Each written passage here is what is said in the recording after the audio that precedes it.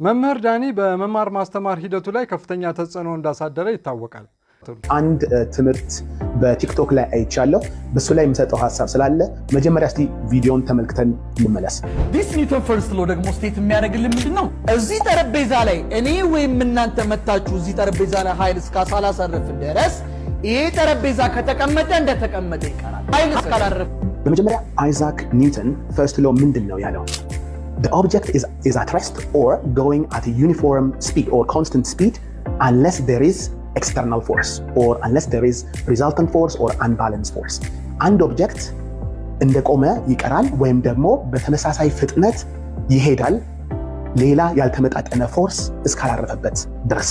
ያልተመጣጠነ ፎርስ እስካላረፈበት ድረስ ወይ እንደቆመ ይቀራል ወይም ደግሞ በተመሳሳይ ፍጥነት ይሄዳል። እዚህ ጠረጴዛ ላይ ኃይል እስካላረፈ ድረስ ጠረጴዛው አይንቀሳቀስም ተብሏል። ለዚህ ትንሽ ማብራሪያ ያስፈልገዋል እና ማስተካከያ። እዚህ ጠረጴዛ ላይ እኔ እንኳን ምንም ኃይል ሳላሳርፍ ራሱን የቻለ ኃይል አለ። እዚህ ጠረጴዛ ላይ ፎርስ አለ። ምን አይነት ፎርስ ካላችሁኝ፣ አንደኛ ከመሬት ስበት የሚመጣው ግራቪቴሽናል ፑል፣ ይህን ጠረጴዛ ወደ መሬት የሚስበው ግራቪቴሽናል ፎርስ አለ። በተቃራኒ ደግሞ ከመሬት ወደ ጠረጴዛው የሚያርፍ ደግሞ ሪያክሽን ፎርስ አለ። ስለዚህ እዚህ ጠረጴዛ ላይ ፎርስ አላረፈም የሚለው ትክክል አይደለም። ፎርሶች አሉ፣ ሁለት ፎርሶች፣ ግራቪቴሽናል ፑል እና ሪያክሽን ፎርስ ከመሬቱ ወደ ጠረጴዛው። ምንድነው እየሆነ ያለው? ሁለቱ ፎርሶች እኩል ሆነው ግን በተቃራኒ አቅጣጫ ስለሆኑ ኔት ፎርስ ወይም ያልተመጣጠነ ፎርስ ስለሌለ ነው። ያልተመጣጠነ ፎርስ ነው የሌለው እንጂ ሁለት ፎርሶች እዚህ ጠረጴዛ ላይ አለ። ስለዚህ ያልተመጣጠነ ፎርስ ስለሌለ ነው ይሄ ጠረጴዛ ያልተንቀሳቀሰው። አሁን ለምሳሌ ፎርስ ብናረግበት እስካላረግንበት ድረስ አይንቀሳቀስም ብሏል። ፎርስ አለ፣ ሌላ ፎርስ ጨመርኩ፣ የራሴን ክብደት እዚህ ላይ ጨመርኩ። አሁንም ያልተንቀሳቀሰው ፎርስ ስለሌለ አይደለም።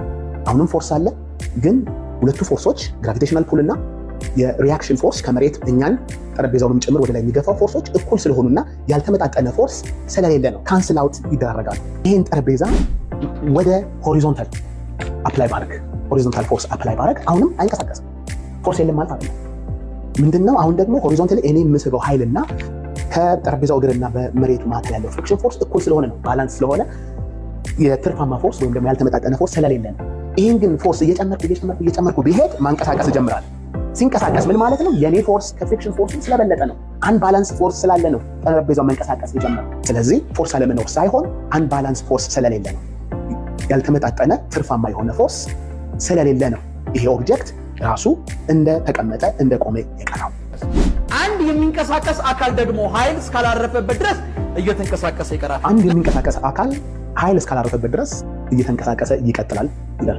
እየተንቀሳቀሰ ይቀጥላል ማለት ምን ማለት ነው? በአንድ አይነት ፍጥነት ይንቀሳቀሳል ወይስ ፍጥነት እየጨመረ ይንቀሳቀሳል ወይስ ፍጥነት እየቀነሰ ይንቀሳቀሳል? እዚህ ጋር ያለው ገለጻም ግልጽ አይደለም። አንድ የሚንቀሳቀስ አካል እየተንቀሳቀሰ እንዲቀጥል ለማድረግ ሲጀመር ፎርስ ያስፈልጋል። ለምሳሌ አውሮፕላን መውሰድ እንችላለን። አውሮፕላን ከኢንጂኑ የሚወጣው ፎርስ ወደፊት እንዲወስደው ያደርጋል።